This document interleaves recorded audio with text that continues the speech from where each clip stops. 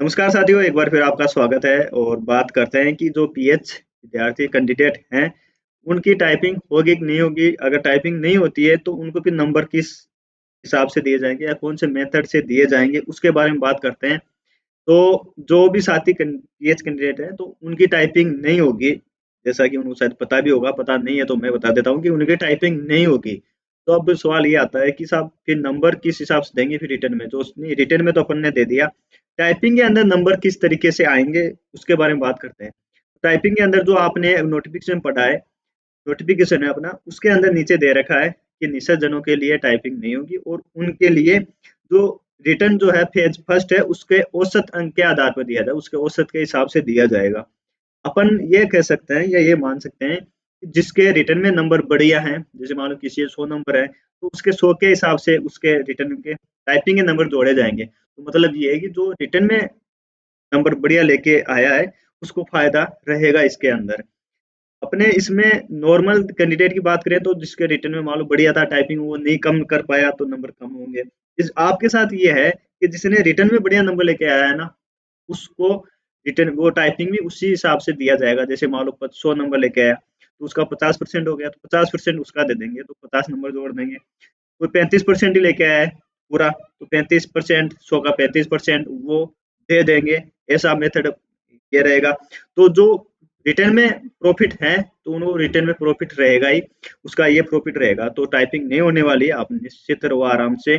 और जो नंबर हैं तो एवरेज देखो, इसका इनका जो है कितने कैंडिडेट सेलेक्ट हुए नहीं हुए ये तो मुझे भी नहीं पता, लेकिन 3 गुना के लिए अगर बात करें तो लगभग पूरे कैंडिडेट शायद ही मिले हैं, क्योंकि कट ऑफ 35% इनके पास भी था कि क्राइटेरिया जो है मिनिमम 35% लाना था, तो शायद वो नहीं हो पाया है। तो तभी तो जैसे 71 कही है तो 70 भी हैं, 71 के बाद में 78 78 हैं, 80 है, 90 है, 100 हैं, ऐसे कई साथी हैं जिनके नंबर हैं। जिन्होंने बढ़िया मेहनत की है उनके 100 प्लस नंबर भी हैं, ऐसा नहीं है। तो वो उनको फ़ायदा रहेगा ही। अब कट ऑफ तो देखो जब आएगी तभी पता चलेगा, इसके बारे में कोई आइडिया अपन नहीं लगा सकते इसके अंदर। तो आप निश्चित रहो, खैर आपकी टाइपिंग होने वाली भी नहीं है, फालतू में लोड क्यों लेनी। बात करें थोड़ी ये कि काम क्या रहेगा, फिर टाइपिंग ही नहीं करवाई हमसे तो फिर काम क्या करेंगे, क्योंकि एलडीसी का काम तो टाइपिंग का होता है, ऐसा नहीं है। टाइपिंग का जरूर जो एलडीसी हो वो टाइपिंग ही करे, ऐसा जरूरी नहीं है। आप एलडीसी पोस्ट के पे हो या एलडीसी जो पोस्ट है या जो L4 है उसके हिसाब से सेलेक्ट हो गए, तो ऐसे बहुत से ऑफिस है जहाँ टाइपिंग के अलावा भी काम होता है, वो कार्य करते हैं। तो ऐसा नहीं है, तो आपके लिए टाइपिंग जैसे अलग ऑफिस में काम होता है, जैसे मान लो कि किसी भी फील्ड आप ऑफिस में जाते हो, इंक्वायरी बॉक्स होता है, इंक्वायरी के लिए होता है, वहाँ लगाया जा सकता है।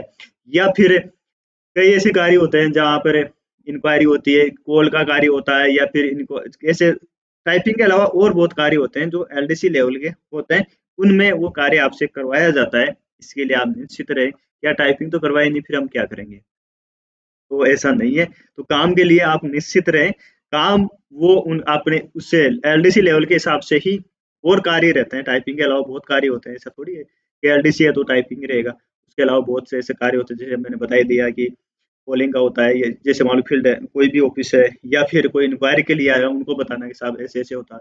या फिर आप किसी ऑफिस में लगे हो, वहाँ कोई ऐसा पब्लिक डीलिंग हो रही है, तो उनको बताना होता है कि जैसे पूछ के है ना, आप किसी काम के लिए जाते हैं कि सर ये फॉर्म कैसे फिल करना है, ये है। तो अपन इधर-उधर देखते रहते हैं, तो वहाँ पर ऐसे इंक्वायरी के लिए लगाया जा सकता है। ऐसे बहुत है, सरकार का काम रहता है कि वो उसी लेवल पे आपको अपॉइंट करेगी, इसके लिए आप निश्चित रहें।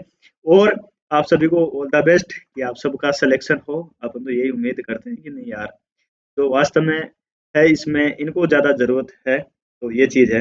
बाकी कट ऑफ क्या रहेगी, क्या नहीं रहेगी, वो तो आने वाला समय ही बताएगा। बाकी टाइपिंग आपकी नहीं होने वाली है, ये है। और कट ऑफ देखो 71 गई है, तो उसके आस-पास ज़्यादा नहीं है कि 80, 90, 80 के आस-पास जिनका है उनका सिलेक्शन हो सकता है मेरे हिसाब से। बाकी तो देखो जिस दिन वो आएगा रिजल्ट तभी पता चलेगा। मैं आपको उम्मीद या आपको ये उम्मीद बनाऊँ कि नहीं यार, हाँ, उन्होंने बोला था 80 वाले का हो सकता है कि ये है। तो वो तो देखो अब और कितने ऊपर हैं आपसे, वो है। आजकल फर्जी भी बहुत ज़्यादा चल रहा है।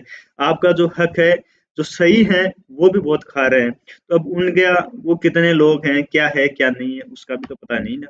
तो वो लोग अगर बैठेंगे जैसे सही सलामत सब कुछ है, उन्होंने फर्जी सर्टिफ़िकेट बना लिया, वो लगा दिया, तो वैसे लोग कट ऑफ बढ़ा देते हैं।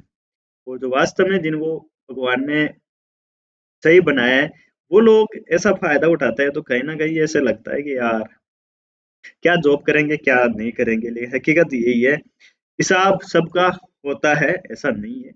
कहीं न कहीं ज़रूर हिसाब ज़रूर होता है उनका। अब जाके थोड़ा लगाम ज़रूर लगी है, जो फर्जी सर्टिफ़िकेट बना रहे हैं लोग, उन पे थोड़ी बहुत लगाम लगी है और लगनी भी चाहिए। हकीकत तो ये है कि लगनी भी चाहिए, बहुत ज़्यादा गलत है ये तो, कि आप वास्तव में हक किसी का दूसरे का मार रहे हो आप। तो सही सलामत इंसान होता है, वो बहुत सारे ऐसे कार्य होते हैं जो कर सकता है। वैसे मैं इनको डिमोटिवेट ऐसे नहीं कर रहा है, जो पीएच कैंडिडेट है, वो भी वापस नॉर्मल से ज़्यादा सक्षम है, ज़्यादा हिम्मत वाले हैं ये तो। मैं देखा, मेरे दोस्त भी हैं, कई मैं देखता भी हूँ, वो अपन से भी ज़्यादा हिम्मत वाले, कभी बात करके देखते हैं तब ऐसा लगता है कि यार ये है। तो वास्तव में हिम्मत वाले तो है ही, ऐसा है। तो आप सभी को बेस्ट विशेष आगे के लिए। ये थी इन्फॉर्मेशन आप सभी के लिए। और कुछ और डाउट तो आप पूछ सकते हो, टाइपिंग के रिगार्डिंग मैंने आपको बता ही दिया। और भी अगर कोई डाउट हो आप पूछ सकते हो, कमेंट बॉक्स ओपन है आपके लिए, वहाँ कमेंट कर सकते हो, तो जो भी इन्फॉर्मेशन होगी आपको बता दी जाएगी। आज के लिए इतना ही। Thank you so much. जय हिंद, जय भारत।